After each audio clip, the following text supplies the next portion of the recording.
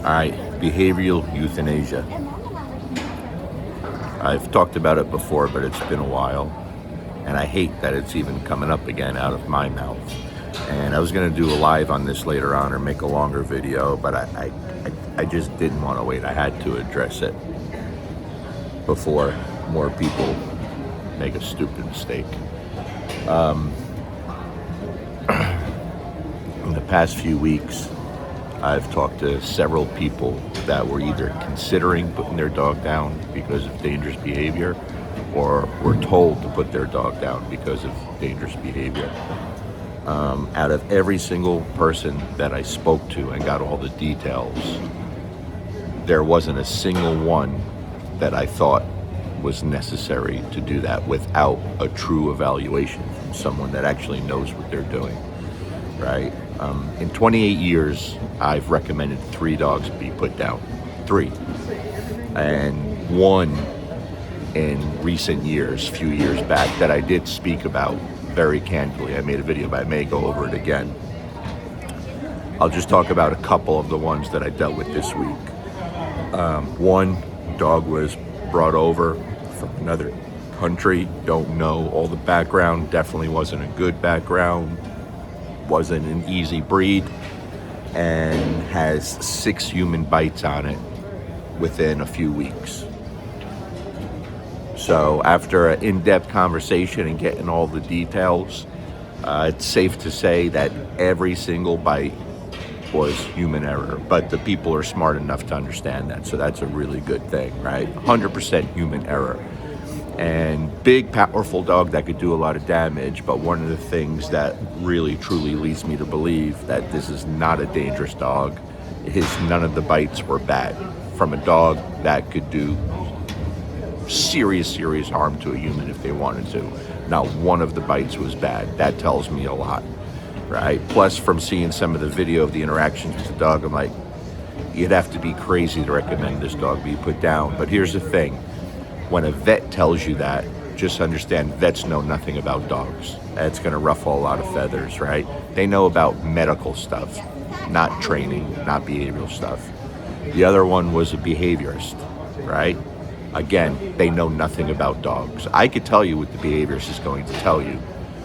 They're either going to tell you to put the dog down, they're going to charge you a few $100s an hour, or they're going to put your dog on medication. 100%. They're not helping you with your dog, okay? The other dog, I'm really bummed about because out of all the dogs that were pending, that this dog was put down before I can get to see it, which really broke my heart because I wanted my hands on this dog so bad. And I won't go into too much detail. I'm not trying to throw people under the bus or anything, but I want more people out there to understand what to look for, what to ask, you know, who to look to before you make such a drastic decision, right? So this dog, again, powerful breed, was showing a lot of aggression in certain situations.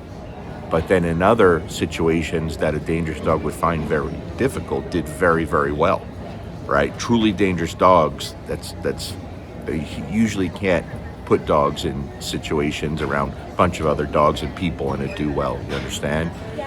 And so they agreed to come out of their way, drive to see me, and I really insisted that they come to me because I wanted to give the dog a real chance, a true evaluation, right? Here's the thing, guys. If you're dealing with a trainer and they approach your dog when it's crated and that dog shows aggression through the crate and a trainer labels that as aggression, look for another trainer. If a trainer puts your dog on a back tie or has you hold the leash and they approach you and the dog, staring at the dog, filming you guys, or have someone else filming and the dog shows aggression and they label that dog as aggressive, find another trainer. If you put a guardian breed, a powerful breed, or any dog that for that matter that shows that behavior, if you put them in your fenced yard, your own property, and a trainer approaches that dog on your property behind a fence and that dog shows aggression and they label that dog aggressive, or even worse, recommend to be put down, find another trainer. All of those situations are bullshit. And sometimes people just don't know better. Trainers don't know better. Sometimes they're just, scared to deal with the dog. And sometimes they just want to take you on as a client and charge you a lot of money, extra money because it's a dangerous dog. All of those situations are bullshit. It's not a true evaluation of human aggression, right? So the person that was going to come see me, the reason I wanted them to come to me was I wanted to be in my yard, neutral ground to the dog, right? No muzzle, no leash, not restricted, and let's let the dog make a choice and see what it does without being provoked. Okay? That would tell me a lot about the dog. But before they can get here, the dog showed some dangerous behavior, I guess, but again, I'm not labeling it. I didn't see it towards a family member, and the dog was put down before I could have a chance to look at it. And I was really, really wanted to see this dog because from everything I've been told, and I know that's saying a lot without seeing the dog in person, putting your hands on it, but I could almost guarantee you this was a dog that did not need to be euthanized, did not need to lose its life. Okay? So let's go a little further for a lot of people who are in this situation, and it upsets me when I see them. For one, if you have a dog that doesn't like people, that hates people, but is okay with your immediate family, that's easy to avoid problems. If you have a dog that wants to kill every dog it sees out in public, but is fine at home, fine with your pets, fine with the family, very easy to live around that also, right? Doesn't mean you don't attempt to fix it, but those are situations that are very easy to manage properly until you could find the right help. I'm getting so sick and tired of seeing people take dogs and put them in situations where you set them up to fail. You put these dogs in uncomfortable situations, put unnecessary pressure from strangers and people that don't know what the fuck they're doing, and then your dog bites someone and the dog gets blamed.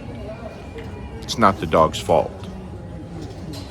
Stop putting your dogs in situations that make them uncomfortable. If you have a dog that is a threat to bite a stranger, you can't let that dog just be loose around strangers unsupervised. It's fucking insanity. And your dog's gonna lose its life because of your irresponsibility. Can't do that, especially if you have a powerful breed. Right? Any dog in general, right? But especially if you have a powerful breed that could do really, really great damage to a human being or a child or an elderly person. You can't do that. Those are the kind of dogs that are going to wind up losing their life because once it bites humans in that situation, you're going to be held accountable. And then you're going to be told, you either put the dog down or you're going to face some kind of charges. That's an issue, right? But again, this month it's been draining with the amount of people that were looking at or recommended behavioral euthanasia without a true evaluation, without a real evaluation. Look, we've seen it too many times before. Again, look for those things. Dog is in a crate, dog is behind a fence on their property, dog is on a leash with the owner, and trainers approaching them.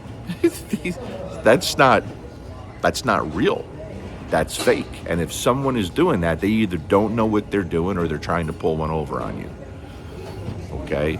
So before you decide to take a dog's life, and listen, there are situations, and maybe, I'll revisit the last one that I did recommend be put down. It was for a very specific reason. It was extremely dangerous within the household to the family, right? But we can go further into that.